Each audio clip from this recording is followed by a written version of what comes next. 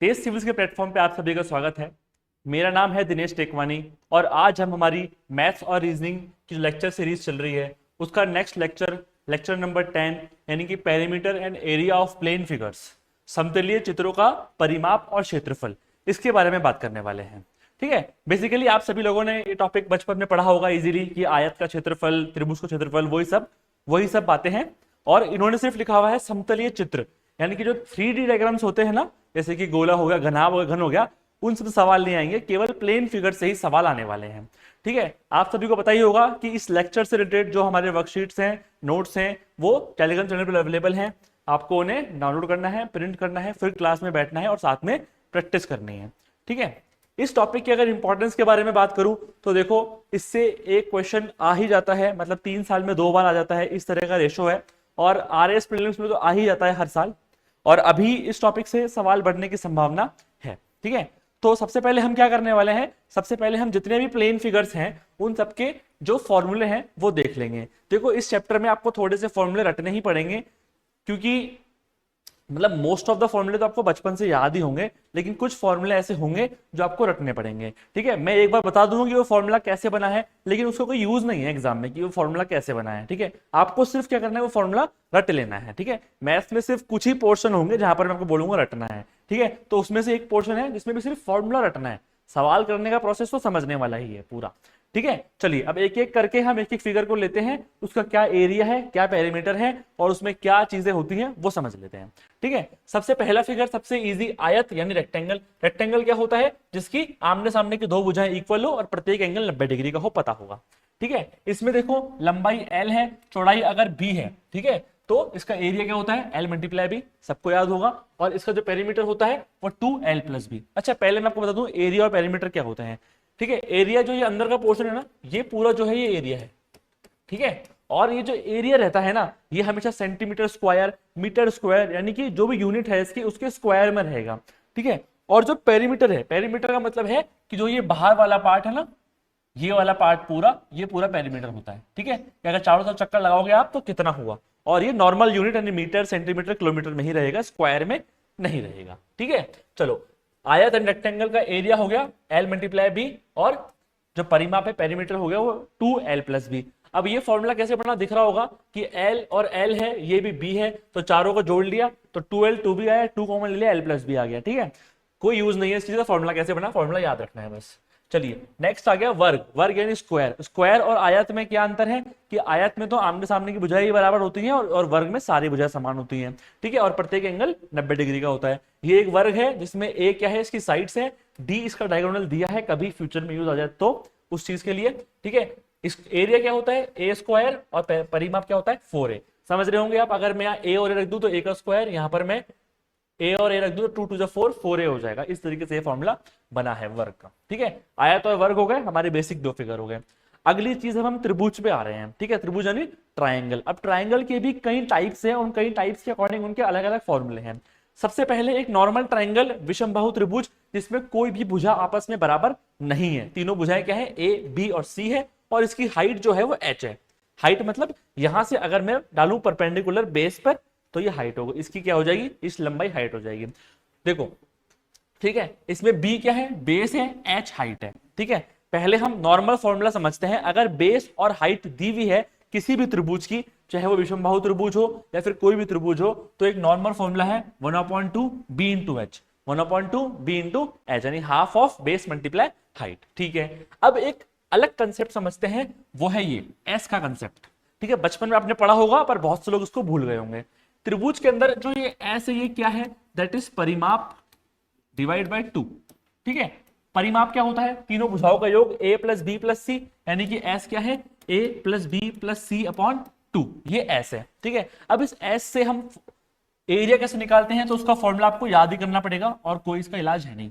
ठीक है, क्या होता है, root of s, s minus a, s minus b और s माइनस c, यानी कि रूट के अंदर s यानी तीनों का सम डिवाइड बाय 2। ठीक है, डिवाइड बाय 2 करना बहुत बार भूल जाते हैं हम, परिमाप निकाल के ही माइनस कर देते हैं। जी नहीं, s is a plus B plus C divide by 2, तो a plus B plus C divide by 2 s है।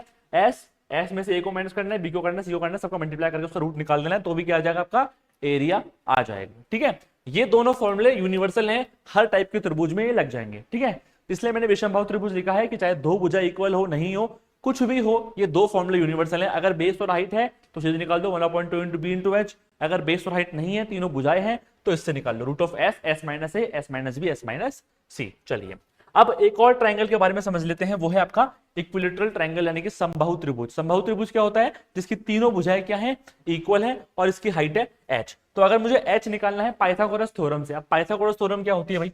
पाइथागोरस थ्योरम मतलब ऐसा त्रिभुज जो कि एक समकोण त्रिभुज है, यानी कि एक कोण इसका क्या है?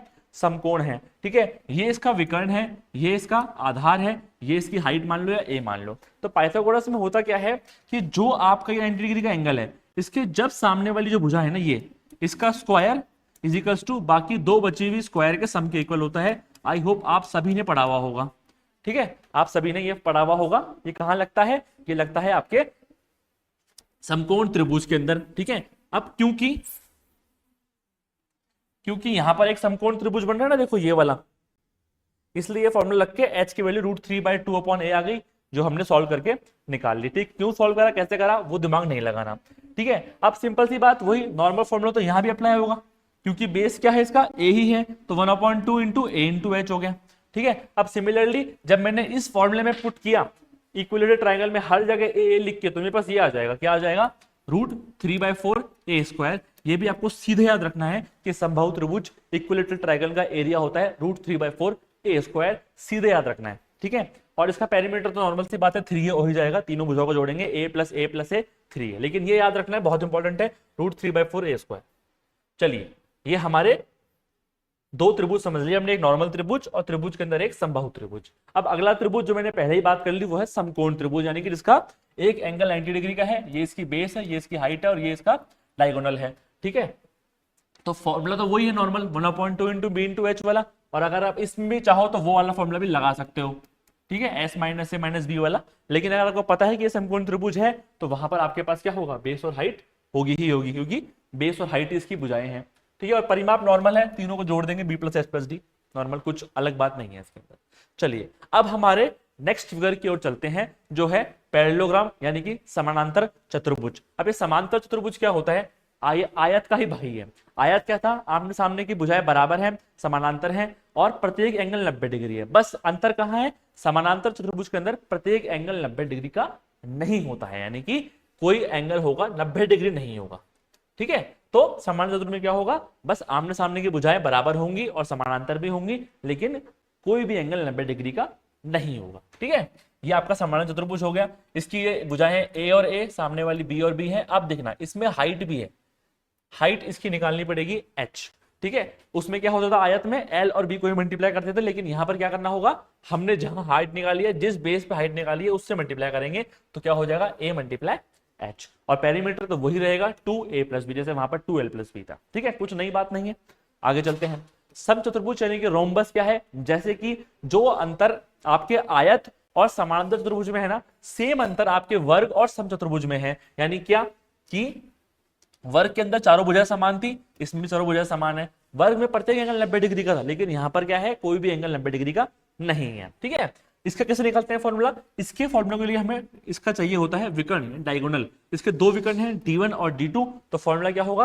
1/2 मल्टीप्लाई d1 मल्टीप्लाई d2। ये क्या हो जाएगा? आपका फॉर्मूला हो जाएगा समचतुर्भुज के एरिया का, और इसका पेरीमीटर सेम वही जो वर्ग का होता है 4 है, ठीक है। फॉर्मूला याद रखना है 1/2 d1 d2, समचतुर्भुज रोम्बस का।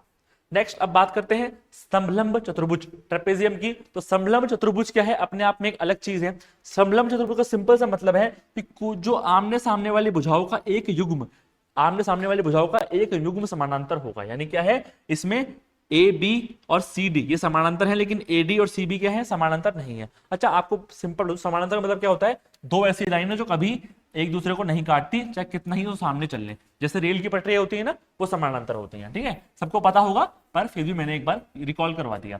तो समलंब चतुर्भुज क्या है? कोई भी भुजाओं सामने, आमने सामने वाली भुजाओं का कोई भी एक युग्म क्या होगा? समानांतर होगा।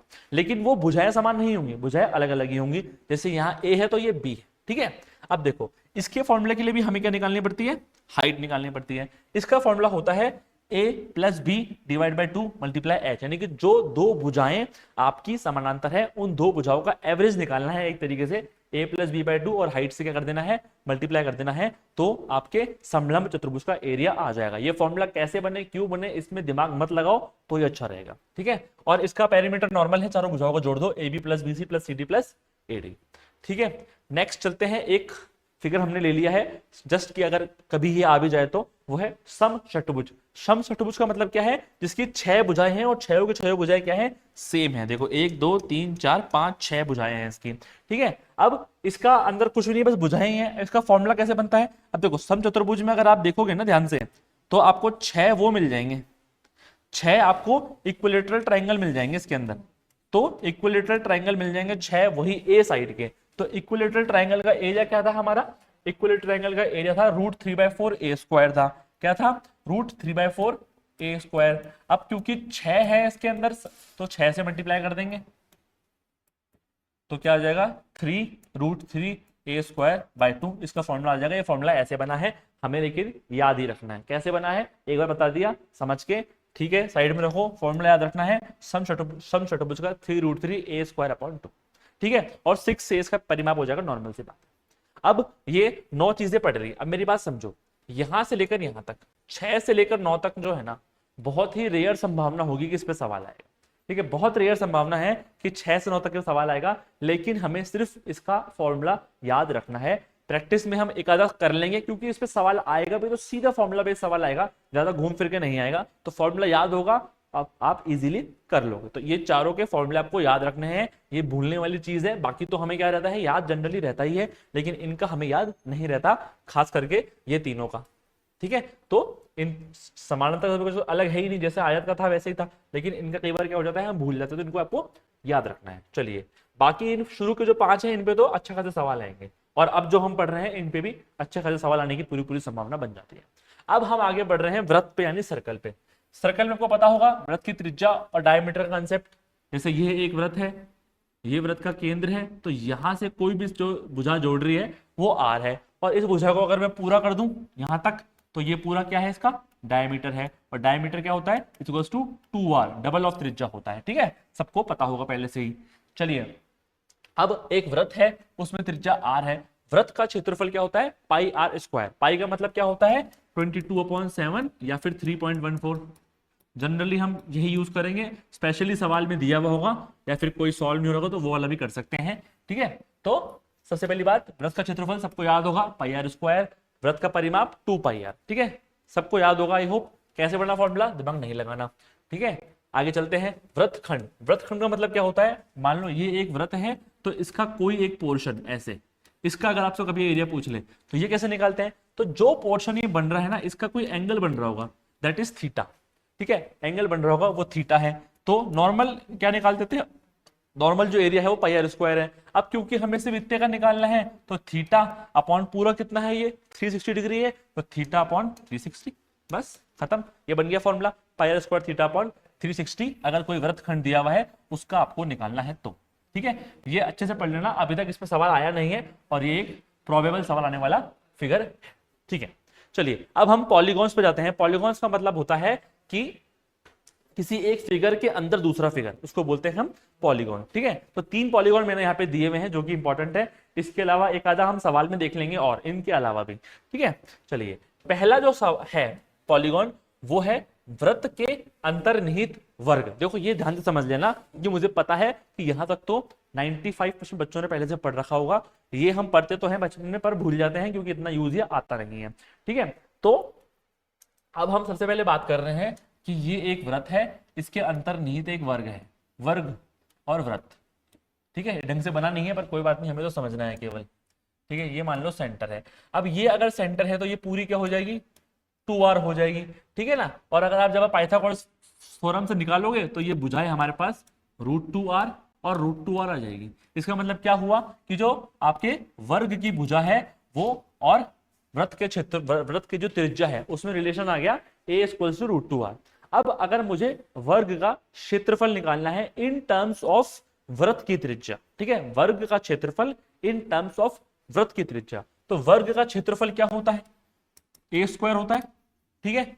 अब a की वैल्यू क्या आ गई, √2r आ गई, तो यहां पर क्या कर दिया मैंने, √2r पुट कर दिया, स्क्वायर हो गया, क्या आ गया, √2 का स्क्वायर 2, और आर स्क्वायर। यानी कि अगर कोई वृत्त के अंदर वर्ग है तो उस वर्ग का एरिया क्या हो जाएगा 2r²। जहां पे r क्या है उस वृत्त की त्रिज्या है, तो क्या हो जाएगा 2r²। सीधे याद रखना है वृत्त के अंदर वर्ग है, एरिया हो जाएगा 2r²। किसका? वर्ग का।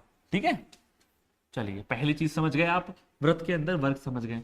अब वृत्त के अंदर एक समबाहु त्रिभुज को बिठा देते हैं। वृत्त के अंदर क्या करेंगे, ये वृत्त है, वृत्त के अंदर समबाहु त्रिभुज। समबाहु त्रिभुज क्या होता है? जिसमें तीनों भुजाएं क्या होती हैं? इक्वल होती हैं। ठीक है सर, ये ऐसे हो गया, ये ऐसे हो गया। अब ये कितना एंगल बन रहा है? 120 का एंगल बन रहा है। और ये क्या है? इसकी एस है, ये आर है। अब हमने क्या करा, टेन थीटा वाले फॉर्मूले से इसके अंदर एस की वैल्यू निकाली है इन टर्म्स ऑफ आर। उतना डीप में हमें जाना है बिल्कुल नहीं जाना, वो हमारा परव्यू नहीं है। हमें सीधे फॉर्मूला याद रख लेना है। वो क्या फॉर्मूला है? अगर इस इक्विलेटरल ट्रायंगल का निकालना हो तो वो हो जाएगा 3√3r²/4। क्या हो जाएगा? 3√3r²/4। ये किस बात का फॉर्मूला है? अगर एक वृत्त है, वृत्त के अंदर समबाहु त्रिभुज यानी इसकी तीनों भुजाएं क्या होती हैं? इक्वल होती हैं। अगर वो है तो उस समबाहु त्रिभुज का जो एरिया है वो 3√3r²/4 हो जाएगा। आई होप समझ गए होंगे। ठीक है, कैसे बना उस पर ज्यादा दिमाग नहीं लगाना, वो tan थीटा वाला है। अगर मैं उसके अंदर घुसूंगा तो ट्रिग्नोमेट्री, और ट्रिग्नोमेट्री का नाम सुनते ही बहुत बच्चों के पसीने छूट जाते हैं, तो उन सब की बात हम नहीं करेंगे। ठीक है, तो 3√3r²/4 बस इतना याद रखना है। अब अगला एक और समझ लेते हैं। अगर गलती से उसने इतना टफ पूछ लिया कि वृत्त के अंदर एक रेगुलर हेक्सागोन है, वृत्त के अंदर एक षटभुज है, ठीक है, समषटभुज है, अगर ऐसा फिगर पूछ लिया उसने तो भी हम कर देंगे। क्यों? क्योंकि वृत्त के अंदर अगर मैं एक इक्विलेटरल ट्रायंगल सीख चुका हूं, एक समबाहु त्रिभुज सीख चुका हूं, तो मुझे ये पता है कि जो षटभुज है वो 6 समबाहु त्रिभुजों से मिलकर बना होता है। तो जो समबाहु त्रिभुज का फॉर्मूला था उसमें मैं बस केवल 6 से मल्टीप्लाई कर दूंगा। इस वाले फॉर्मूले में नहीं, सिंपल वाले फॉर्मूले में जो √3/4 था ना, उसी में 6 से मल्टीप्लाई कर दूंगा तो क्या आ जाएगा? 3√3r²/2 आ जाएगा। क्योंकि देखो समबाहु त्रिभुज की जो जो भुजा हो जाएगी ना यहाँ पे, वो त्रिज्या हो जाएगी। यानी जो पहले r था, सॉरी जो पहले हमने यहां पढ़ा था ना, एक नॉर्मल समबाहु त्रिभुज का क्षेत्रफल, ये रहा, क्या आया था? √3a²/4। क्योंकि यहां पर भुजा ही त्रिज्या है। ठीक है, यहां पर क्या है? जो समबाहु त्रिभुज बन रहे हैं 6, इन सबकी जो भुजाएं है वो क्या त्रिज्या ही तो है, ये त्रिज्या ही तो है। तो क्या आ जाएगा? बस वहां पर एक की जगह आ जाएगा r, तो और बाकी 6 से कर देंगे मल्टीप्लाई, तो 3√3r²/2 क्या हो जाएगा? फॉर्मूला हो जाएगा अगर कोई वृत्त के अंदर हेक्सागोन यानी कि षटभुज है तो। ठीक है, हाँ सारे फॉर्मूले पढ़ लिए हमने, फटाफट से एक बार आप सारा रिकॉल कर लो। ठीक है, आयत का समझ में आ गया, वर्ग आ गया, विषमबाहु त्रिभुज आ गया, समबाहु त्रिभुज आएगा। तो याद क्या रखना है इसमें मेजरली? एक तो ये अच्छे से याद रखना है, √3a²/4, ये भूलने वाली चीज है। राइट एंगल ट्रायंगल का सबको याद होगा, समांतर त्रिभुज भी याद होगा, समचतुर्भुज का याद रखना है 1/2 d1 d2, ये भी लोग भूल जाते हैं। समलंब चतुर्भुज का याद रखना है a+b/2, जो भुजा समानांतर है उनका औसत मल्टीप्लाई h। समचतुर्भुज का याद रखना है 6 वो होते हैं, तो 6 से मल्टीप्लाई कर दिया उसको, 3√3a²/2 आ गया। ठीक है, वृत्त की बात करेंगे, वृत्त में πr²2πr याद होगा, वृत्त खंड में πr²θ/360 होता है, ये याद रखना है। हाँ, ये तो बहुत इंपॉर्टेंट है कि अगर वृत्त के अंदर वर्ग है तो 2r², वृत्त के अंदर समबाहु त्रिभुज है तो 3√3r²/4, और अगर वृत्त के अंदर आपका अगर आपका षटभुज है तो यानी 6 समबाहु त्रिभुज, 6 समबाहु त्रिभुज, तो समबाहु त्रिभुज के फॉर्मूले को 6 से कर दो मल्टीप्लाई। ठीक है, तो 3√3r²/2 आ जाएगा। चलिए अब हमारा काम है प्रैक्टिस सवाल करना। तो सबसे पहले वीडियो को पॉज करो, पहला सवाल आया हुआ सवाल है आरएएस प्रीलिम्स और एसआई में, आराम से हो जाएगा। वीडियो को पॉज करो और करने का ट्राई करो।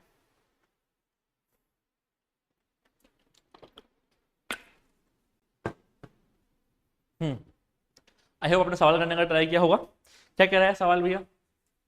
एक आयताकार कमरा है, ठीक है, जो 12 मीटर लंबा है, 6 मीटर चौड़ा है और 4 मीटर ऊंचा है। अब थोड़ा मुझे आरपीएससी को मैसेज भेजना था कि सर एक कमरा जो होता है ना वो आयताकार नहीं होता, घनाभाकार होता है, और ये 3D फिगर का सवाल आपने पूछ लिया और आपने अपने सिलेबस में ही लिख रखा है कि हम सिर्फ पूछेंगे प्लेन फिगर। तो ये चीटिंग है ना, पर कोई बात नहीं, तब भी ये हो जाएगा क्योंकि ये आयत के फॉर्मूले से ही सॉल्व हो जाएगा। इसमें घनाभ वाली जो चीज है ना वो यूज ही नहीं होगी। है वास्तव में ये घनाभ का सवाल ही, लेकिन करे क्या, आरपीएससी ने पूछ रखा है इसलिए मैंने पहला सवाल ये दे दिया कि कई बार क्या होता है आरपीएससी अपनी ही बात को नहीं मानता, लेकिन अपने को उस चीज में नहीं जाना।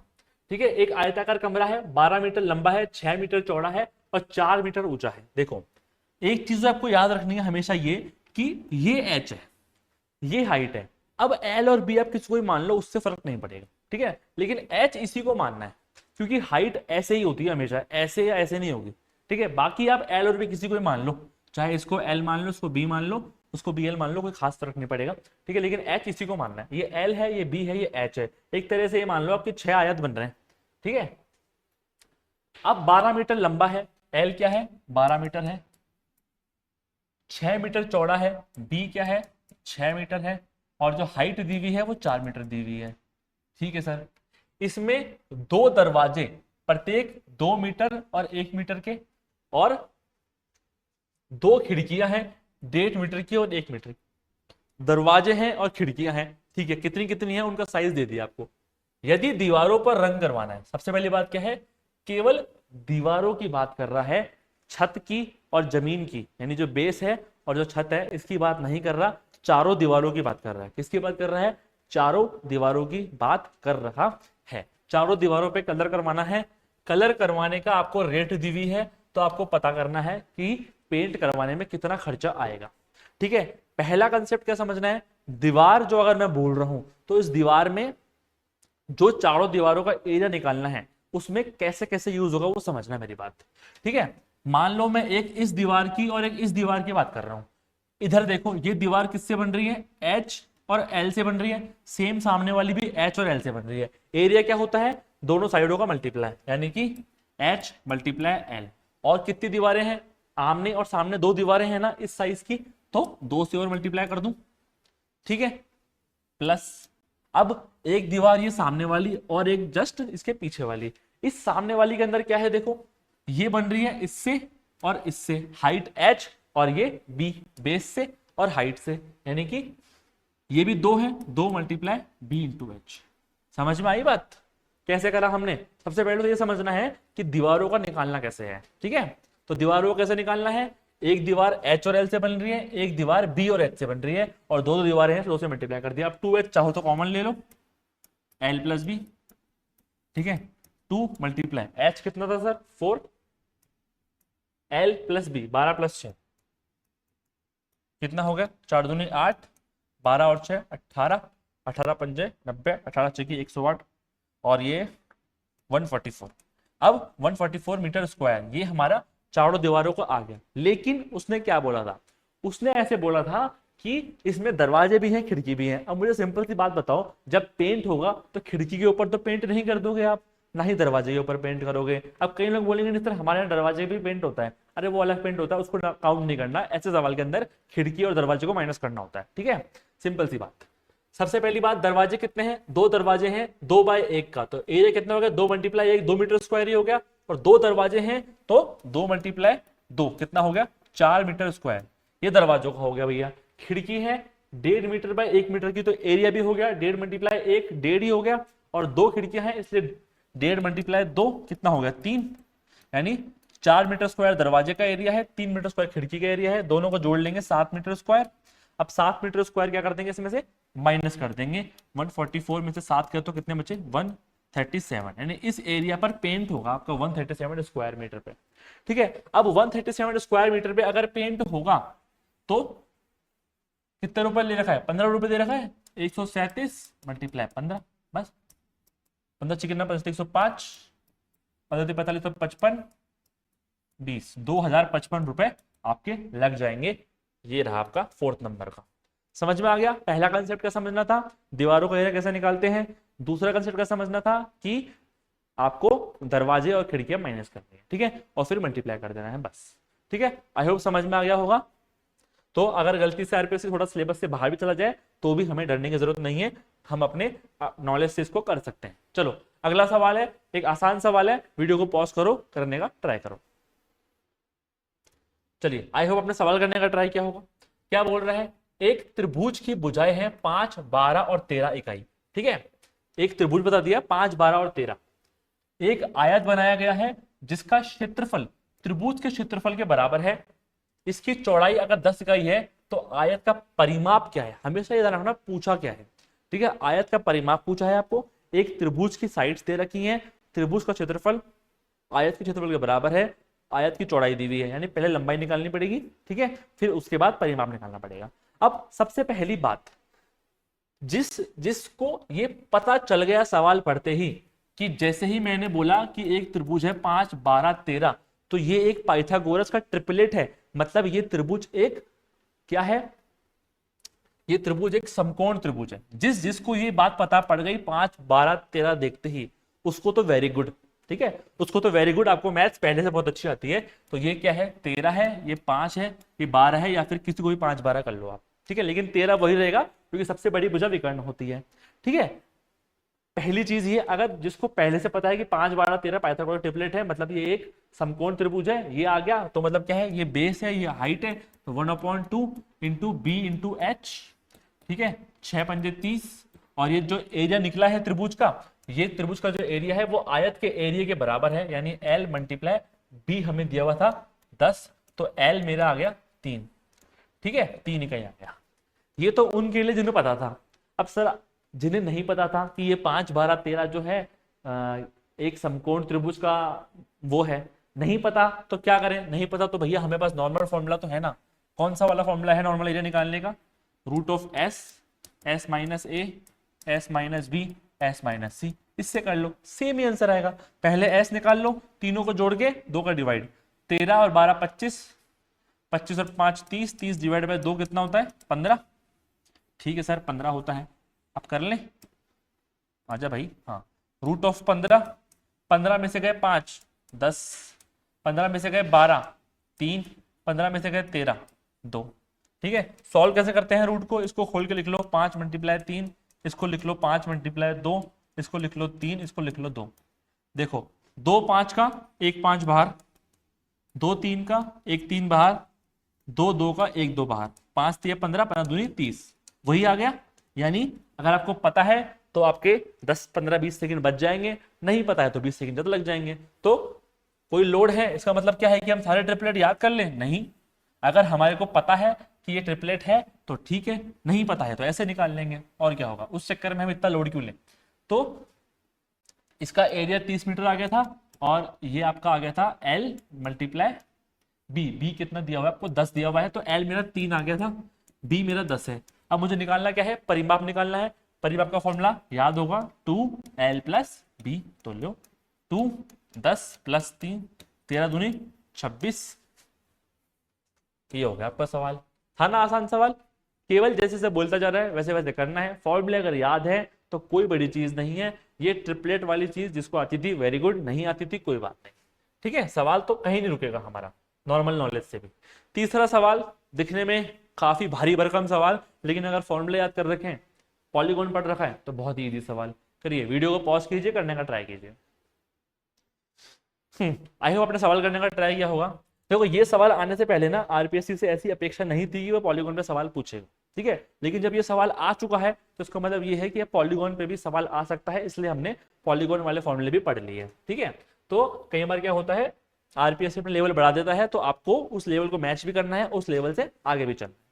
चलिए अब सवाल समझते हैं, क्या बोल रहा है, यदि एस जो है वो एक वृत्त के अंतर्निहित वर्ग है, क्या है, वृत्त के अंतर्निहित वर्ग, याद हो गया, पढ़ा था हमने, ये वृत्त है, वृत्त के अंतर्निहित वर्ग है, ये मैं पढ़ चुका हूं, का क्षेत्रफल है, और टी इसी वृत्त के अंतर्निहित समबाहु त्रिभुज का क्षेत्रफल है, तो निम्न में से कौन सा सही है। टी और एस में रिलेशन बोल दिया आपको, टी उसने बोल दिया कि एक वृत्त के अंतर्निहित वर्ग का क्षेत्रफल है, और उसी वृत्त के यानी सेम त्रिज्या वाले वृत्त के अंदर समबाहु त्रिभुज का क्षेत्रफल टी है। अब थोड़ा याद करना एक बार, अगर वृत्त के अंतर्निहित होता था वर्ग तो क्या होता था एरिया, क्या 2r² होता था कि नहीं होता था। देखो दिखाएं आपको फिर से, ये वृत्त के अंतर्निहित वर्ग क्या था, 2r² था सर।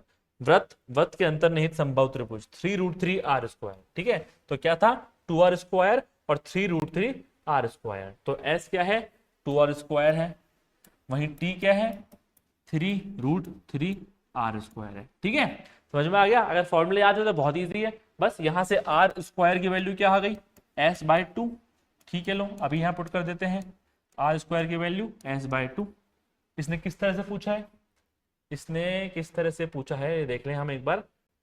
इसको बस हमें सेट करना है। 3√3s, 3√3s और 2t आ रहा है ना यहाँ पर। तो एक सेकेंड,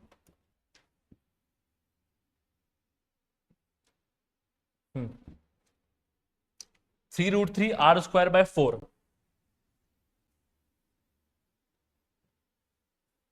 3√3r²/4 तो लगाना ही भूल गए। ये 4 हो गया, ये कितना हो गया 8, 8 वहां चला जाएगा, यानी कितना हो जाएगा 80 इजिकल्स टू 3√3s। कहाँ है ये चीज, ये रही, फोर्थ नंबर वाला ऑप्शन आपका सही हो जाएगा। यानी सिंपल सी बात कहती, सिर्फ फॉर्मूला पता था तो ये सवाल बहुत ईजी था। अगर फॉर्मूला नहीं पता था और उसके बाद भी आपने एग्जाम में बैठ के इस तरीके से सॉल्व करके फॉर्मूला बना लिया तो बहुत अच्छी बात है। ठीक है, चलिए अगला सवाल है। ठीक है, वीडियो को पॉज करो, आपको लग रहा होगा ना कि पढ़ा पढ़ा हुआ सवाल है तो उसको करने का ट्राई करो। है अपना सवाल करने का ट्राई किया होगा। आप बोल रहे हो हाँ सर अभी तो पढ़ा है हमने, वृत्त के अंदर वर्ग वाले तो सवाल है, 2r² वाला वही सवाल है क्या? वो सवाल है नहीं, ध्यान से पढ़ो क्या बोल रहा है। 14 सेंटीमीटर भुजा वाला एक वर्ग है, वर्ग के अंतर्गत वृत्त है। भैया इस बार वो बोल रहा है वर्ग पहले, और इस वर्ग के अंदर वृत्त है। समझ रहे हो, ये सवाल मैंने यहां क्यों दिया, मैं चाहता तो फॉर्मूले के अंदर डाल देता ना, लेकिन मुझे वो चीज टेस्ट करनी थी आपके अंदर कि अगर आपने एक चीज पढ़ रखी है उससे रिलेटेड या सेम वाइस वर्सा अगर चीज एग्जाम में आ गई तो क्या हम कर पा रहे हैं या नहीं कर पा रहे हैं। ठीक है, तो वही चीज देखने के लिए आपको अपने आप को टेस्ट करने के लिए मैंने ये प्रैक्टिस क्वेश्चन में सवाल डाला था। ठीक है, और आप चाहो तो ये करने के बाद जो हमारी स्टार्टिंग फॉर्मूला वाली शीट है ना, वहां पर इस फॉर्मूले को भी लिख लेना जो हम अब बनाएंगे। ठीक है, अब क्या बात है, ये एक वृत्त है, वृत्त के अंदर वर्ग है। अब मेरी बात समझो, ये ऐसे कर लो और ये ऐसे कर लो। ये क्या है, वृत्त की डायमीटर है, डायमीटर यानी क्या है 2r है। अब मुझे एक बात बताओ, ये डायमीटर तो है ही, पर क्या इस वर्ग की भुजा नहीं है? इस वर्ग की भुजा भी तो है, यानी 2r equals to a। Formula मिल गया, बस 2r इजिकल्स टू a है तो करना कुछ नहीं है। 14 सेंटीमीटर भुजा वाले वर्ग के अंदर वृत्त बनाया गया है और वृत्त का क्षेत्रफल, अब वृत्त के क्षेत्रफल के लिए मुझे r चाहिए, a मेरे पास दिया हुआ है, तो 2r इजिकल्स टू कितना 14, r इजिकल्स टू 7 आ गया। होता क्या है पाई r²। ठीक है, तो 22/7 मल्टीप्लाई 7 7 7 दूनी 14, 7 दूनी 15, 154 इसका क्या हो जाएगा आंसर हो जाएगा 154 सेंटीमीटर स्क्वायर। बेसिकली ये सवाल डालने का मतलब क्या है, सिर्फ अगर वर्ग के अंदर वृत्त है तो उनकी भुजाओं में ये हो जाएगा आपका रिलेशन। ठीक है, इसके बाद तो कुछ नहीं करना था ना, ए की वैल्यू पुट करनी थी, आर को निकालना था और आर को आपके इस फॉर्मूले में आपको पुट करना था। ठीक है, चलिए अगला सवाल, वीडियो को पॉज करो, करने का ट्राई करो, आसान सवाल है, आप सभी लोग कर लोगे इसको। हाँ जी, सवाल कर लिया होगा। क्या बोल रहा है, एक आयताकार मैदान है, उसका परिमाप है 180 मीटर, परिमाप दिया हुआ है 180 मीटर। यदि इसकी लंबाई इसकी चौड़ाई की दुगनी है तो मैदान का क्षेत्रफल क्या होगा। लंबाई चौड़ाई की दुगनी है, यानी कि लंबाई चौड़ाई की दुगनी। ठीक है, L इक्वल्स टू 2b। समझ में आता है ये चीज कैसे बनाते हैं, लंबाई चौड़ाई की दुगनी है तो इक्वल करने के लिए चौड़ाई में 2 मल्टीप्लाई करना पड़ेगा, L इक्वल्स टू 2b। ऐसे मत कर देना 2L इक्वल्स टू b, नहीं, कई बार क्या होता है गलती हम जल्दीबाजी में ये कर देते हैं, अच्छा लंबाई दुगनी है तो 2 से L में मल्टीप्लाई कर दिया। सिंपल बात समझो, अगर मैं आपको ऐसे बोल रहा हूं एक 10 है और एक 5 है, 10 5 का 2 गुना है, तो अगर आपको 5 को 10 के बराबर लिखना है तो मल्टीप्लाई तो 5 में करना पड़ेगा ना। समझ रहे हो, तो अगर L B का 2 गुना है तो इक्वल रखने के लिए क्या करना पड़ेगा, B में 2 से मल्टीप्लाई करना पड़ेगा। ठीक है, ये कंसेप्ट समझ में आ गया। L is equal to 2b और आपको दिया हुआ था परिमाप, यानी कि 2L प्लस b दिया हुआ था, 2L प्लस बी जो है 180 है, तो 2 यहां पे रख दें b की वैल्यू 2b प्लस 2b, और 2b नहीं सिर्फ b इज इक्वल्स टू 180, यानी 2 multiply 3b is equals to 180, b कितना हो गया 180/6, b आपका 30 आ गया, तो l कितना होगा 60। अब l और b आ गया, आपस में कर देंगे मल्टीप्लाई तो मिल जाएगा फॉर्मूला, सॉरी फॉर्मूला क्या एरिया मिल जाएगा 1800। ठीक है, तो 1800 वर्ग मीटर क्या हो जाएगा आपका एरिया हो जाएगा इस सवाल का। ठीक है ना, समझ में आ गया ना, बहुत आसान सवाल था ये तो। ये चाहता तो मैं फर्स्ट सवाल दे देता, लेकिन मैंने बाद में दिया है। ठीक है, क्योंकि पहले मैं पीवाईक्यू करवाता हूँ, फिर उसके बाद एक एक करके हम आरपीएससी के लेवल को टच भी करते हैं, उससे ऊपर भी जाते हैं। तो 180 मीटर आपको दिया हुआ है, और ये लंबाई और चौड़ाई में रिलेशन दिया हुआ है। तो इस रिलेशन से मैंने यहाँ वैल्यू पुट कर दी, और क्या कर दिया, बी निकाल लिया, बी से एल निकाल लिया, आपस में कर दिया मल्टीप्लाई। चलिए सवाल नंबर 6, बहुत ही बढ़िया सवाल है। वीडियो को पॉज कर लिया, करने का ट्राई कर लिया। अब हम करते हैं इसको। एक वृत्त की परिधि है 88 सेंटीमीटर।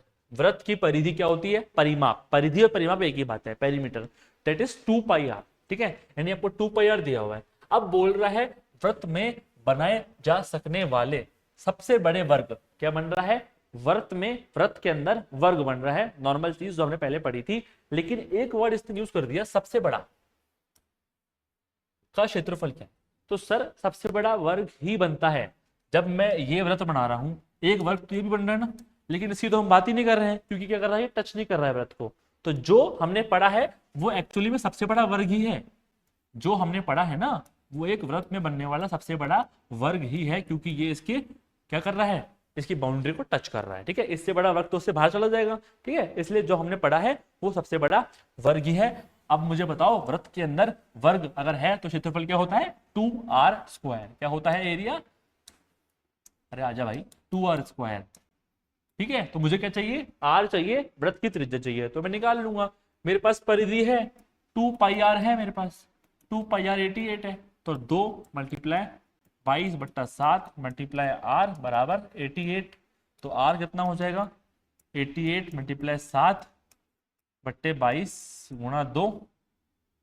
ठीक है, इसको 44 मान लें, ये 2, 7 दूनी 14 सेंटीमीटर। ये मेरा आर आ गया। अब मुझे करना क्या है, 2r², 2 मल्टीप्लाई 14 का स्क्वायर, 2 मल्टीप्लाई 196, 392 वर्ग सेंटीमीटर क्या हो जाएगा, इसका अंतर हो जाएगा। ठीक है ना, तो समझ में आ गया। जो चीज हमने पढ़ रखी है पॉलीगॉन वाली ही, कि वृत्त के अंदर वर्ग है, वृत्त की त्रिज्या ज्ञात करनी है, तो उसके लिए परिमाप दे दिया। इस तरह के सवाल जो है एग्जाम में आने की संभावना बहुत बढ़ जाती है, क्योंकि एक बार आरपीएससी अपना लेवल पॉलीगॉन पर ले जा चुका है, और वो भी फॉर्मूले बेस्ड सवाल था। लेकिन अब थोड़ा बहुत इधर उधर करके भी सवाल वो इस चीज पे पूछ सकता है, इसलिए इस कंसेप्ट को अच्छे से समझ। चलिए अब ये अगला कंसेप्ट और इसका अगला वाला सवाल, क्वेश्चन नंबर 7 और क्वेश्चन नंबर 8। ये मान के चलिए कि आने वाले एसआई और आरएएस प्रीलिम्स के एग्जाम में 99% इस तरह का सवाल आपको देखने को मिलने वाला है, 99%, क्योंकि इस टॉपिक से ये बहुत ही स्टैंडर्ड सवाल है, और अब तक आरपीएससी ने ये सवाल नहीं पूछा है, तो बहुत हाई पॉसिबिलिटी है इस सवाल की। तो वीडियो को पॉज करो और करने का ट्राई करो। हाँ जी, क्या बोल रहा है, 50 मीटर लंबे और 30 मीटर चौड़े एक आयताकार पार्क के बाहरी भाग में 2 मीटर की एक चौड़ाई का पथ बना हुआ है। क्या है कि एक आयताकार पार्क है 20x40 का, 2 मीटर चौड़ा एक पथ बना हुआ है इसके बाहर। पथ मतलब पाथ बना हुआ है चारों तरफ। ठीक है, तो पथ का क्षेत्रफल क्या है, मतलब कहना क्या चाह रहा है, मान लो ये एक आयत है, एक आयताकार पार्क है, ठीक है ना, इसके चारों तरफ इस तरीके से क्या बना हुआ है, एक पाथ बना हुआ है। ठीक है, मुझे इस पाथ का एरिया निकालना है, समझ गए, इस पूरे पाथ का एरिया निकालना है। तो भैया जो अंदर वाला आयत है उसकी जो भुजा दी हुई है वो 50/30 दी हुई है। ठीक है, ये सवाल करते हुए ध्यान हमेशा ये रखना है कि उसने पाथ बाहर बनाया है कि अंदर बनाया है। अगला सवाल हम अंदर वाला भी समझ लेंगे। ये सवाल क्या है कि पाथ बाहर है। आप देखो यहाँ पे 2 आयत दिख रहे हैं, दिख रहे हैं आपको, एक तो अंदर ये वाला आयत, इसकी भुजाएं मेरे पास है 50 और 30। एक जो ये बाहर वाला आयत बन रहा है, अगर इस बाहर वाले आयत की भुजाएं मुझे मिल जाए तो मैं बाहर वाले आयत के एरिया में से इस अंदर वाले आयत के एरिया को माइनस कर दूंगा, तो क्या बचेगा, इस पाथ का एरिया तो बचेगा, और मुझे पाथ का एरिया ही निकालना है। ठीक है सर, इसने बोला क्या है, अब मेरे पास अंदर वाले की तो भुजाएं है 50-30, बाहर वाले कैसे निकालें। इसने बोला है कि ये पाथ जो है ना वो 2 किलोमीटर चौड़ा है। मतलब क्या कि ये 2 किलोमीटर है, ये 2 मीटर है, ये भी 2 मीटर है, ये भी 2 है, और ये भी 2 है। अब समझो ये 30 है, ये 2 और ये 2, तो 30 में 2 जुड़ा 32 और 2 34, यानी क्या हो गया 34। सिमिलरली ये 50 है, ये 2 और ये 2, 50 2 52 2 54, यानी बाहर वाले क्या आ गया मेरे पास 34 और 54 आ गया। करूंगा क्या मैं, बाहर वाले का एरिया माइनस अंदर वाले का एरिया। बाहर वाले का एरिया के लिए 54 मल्टीप्लाई 34, अंदर वाले का एरिया 50 मल्टीप्लाई 30। ठीक है, तो 54 34 को मल्टीप्लाई कर लो, 4 चौक 16, 5 चौक 20 और 1 21, 4 तिया 12, 5 से 15 और 1 16, 6 3 8 1 कितना आया 1836 और ये 1500 हो गया। माइनस करोगे तो कितना बचा 336। ठीक है, 336 आपको क्या हो जाएगा, इसका आंसर हो जाएगा। समझ में आ गया ना, ये सवाल बहुत इंपॉर्टेंट सवाल है। बाहर वाला पथ है, बाहर वाले पथ का एल और बी निकालना है, तो क्या हो जाएगा 2 मीटर चौड़ा पथ है तो 2 ऊपर 2 नीचे 34 और 2 ऊपर 2 लेफ्ट में 2 राइट में हो गया 54। बाहर वाले का एरिया माइनस अंदर वाले का एरिया, आपके पाथ का एरिया आ जाएगा। सिमिलर पैटर्न पे अगला सवाल, सेम सेम सेम बिल्कुल सेम, लेकिन सिर्फ एक अक्षर का अंतर है, क्या, अंदर, और वहां क्या था बाहर। वहां हमने पाथ बनाया था बाहर, या हमने पाथ बनाया है अंदर। वीडियो को पॉज करो, सवाल बिल्कुल आपसे होना चाहिए ये 100%। ठीक है, करने का ट्राई करो।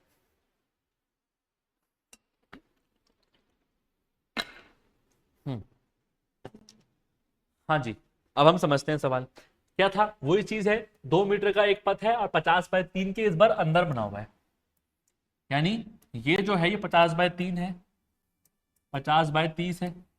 ठीक है, इसके अंदर है पथ, अंदर। ठीक है, अब जैसे वहां पे हमने 2 और 2 प्लस किया था, वैसे यहां 2 और 2 माइनस कर देंगे, यानी ये क्या हो जाएगा 46 और ये क्या हो जाएगा 26। अब वही चीज जो बाहर वाला है 50/30, उसमें से अंदर वाला कर देंगे माइनस। ठीक है, ये तो 1500 है ही, ये कितना आ रहा है भैया, मल्टीप्लाई कर लेते हैं, 46 26, 6 छक 36, 6 छक 24 27 और ये 92, 6 9 11, 1196, यानी कितना बचा 304 मीटर स्क्वायर। समझ में आ गया ना, दोनों सवाल समझ में आ गए होंगे। बाहर पाथ है तो +2 अंदर पाथ है -2 बाहर वाला आयत माइनस अंदर वाला आयत। बिल्कुल स्टैंडर्ड सवाल है, आने के लिए तैयार बैठा है।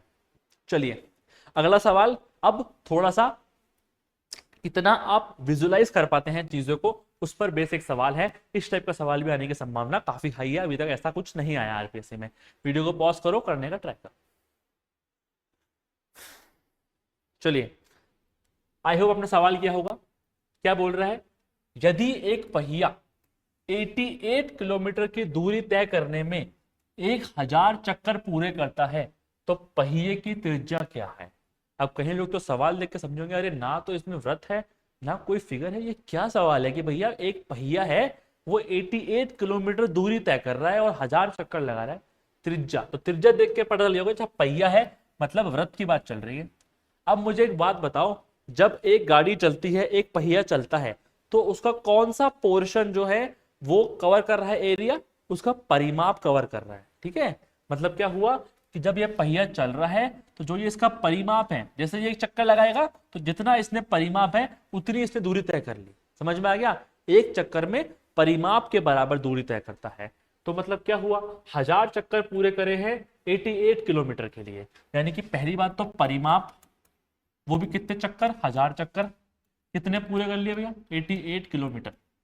ठीक है, एक और बात, इन सभी सवालों के अंदर हमेशा आपको यह ध्यान रखना है किलोमीटर और मीटर। देखो सवाल में यहाँ किलोमीटर है, आंसर में मीटर है, इसका मतलब क्या है कि इस किलोमीटर को हमें मीटर में चेंज करना है। चलिए आर तो मुझे निकालना ही है, तो 2 मल्टीप्लाई 22/7 आर मुझे निकालना ही है, मल्टीप्लाई बाय 1000। अब क्योंकि ये 88 किलोमीटर है और 1 किलोमीटर में होते हैं 1000 मीटर, तो मैंने क्या कर दिया 1000 से कर दिया मल्टीप्लाई। अब आर की वैल्यू निकालनी है, तो 88,000 मल्टीप्लाई 7/2 मल्टीप्लाई 22 मल्टीप्लाई 1000। ये 3 0 से ये 3 0 कट गए और ये 2 बार कट गया, ये कितना आ गया 14 सेंटीमीटर आपका, और 14 मीटर आपका आंसर आ गया। ठीक है ना, समझ में आ गया होगा कंसेप्ट, क्या समझ में आया। वृत्त का परिमाप, पहिए का परिमाप एक चक्कर में उतनी दूरी तय करता है, तो 1000 चक्कर में 88 किलोमीटर, तो परिमाप मल्टीप्लाई 1000 बराबर 88 किलोमीटर कर देंगे और आर की वैल्यू निकाल लेंगे। ठीक है, चलिए ओके, अगला सवाल, वीडियो को पॉज करो, करने का ट्राई करो।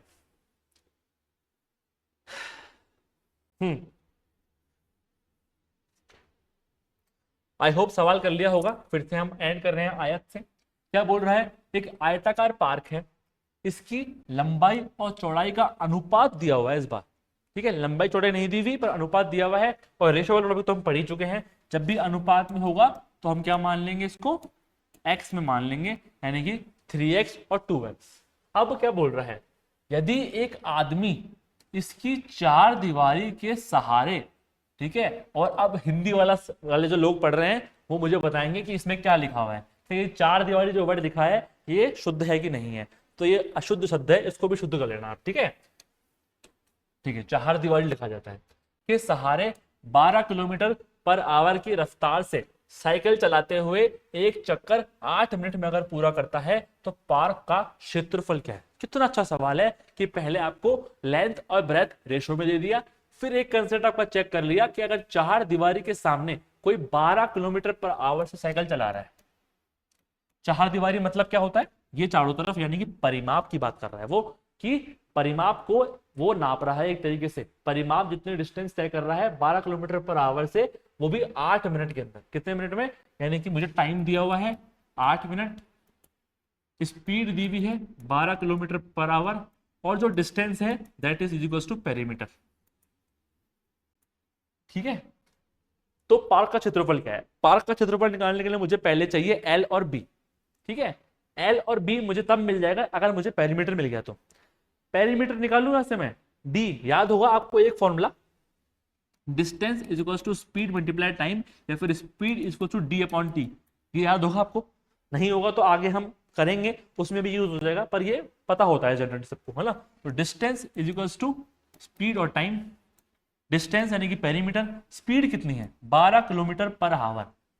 हाँ, अब मुझे एक बात बताओ, फिर से वही बात कि यूनिट्स का ध्यान रखना है।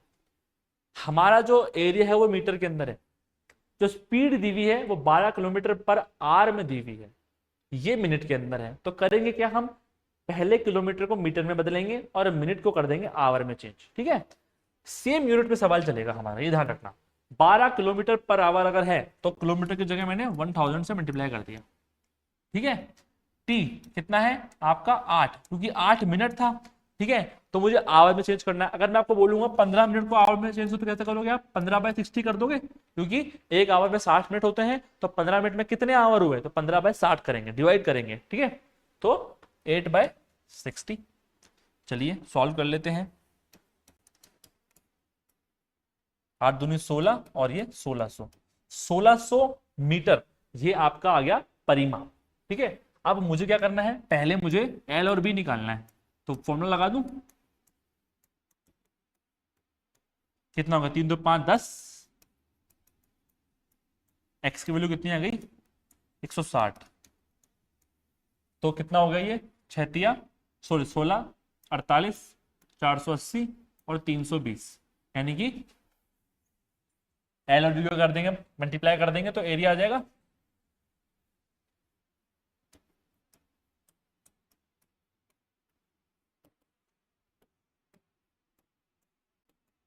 8 दूनी 16, 4 दूनी 8 और 1 9, 8 तिया 24, 4 तिया 12 और 2 14,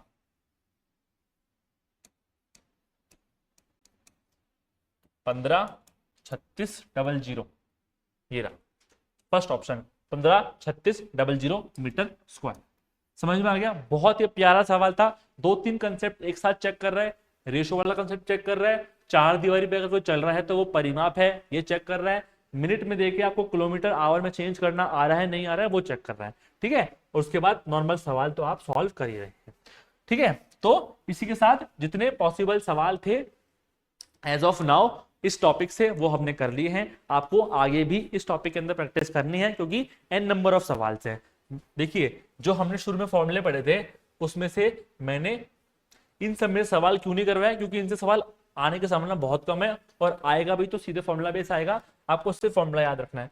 बाकी सब पे हमने जितने तरीके के सवाल पॉसिबल हो सकते थे सब कर लिए, पर इसके अलावा भी आपको और प्रैक्टिस करनी है। ठीक है, और अगर कोई डाउट है तो इस क्लास से भी इसके अलावा भी तो आप कमेंट बॉक्स में पूछ सकते हैं। टेलीग्राम मैसेज कर सकते हैं और ऑफलाइन आके भी क्लास ज्वाइन कर सकते हैं। तो ये लेक्चर हमने खत्म कर दिया, अब मिलते हैं नेक्स्ट लेक्चर में।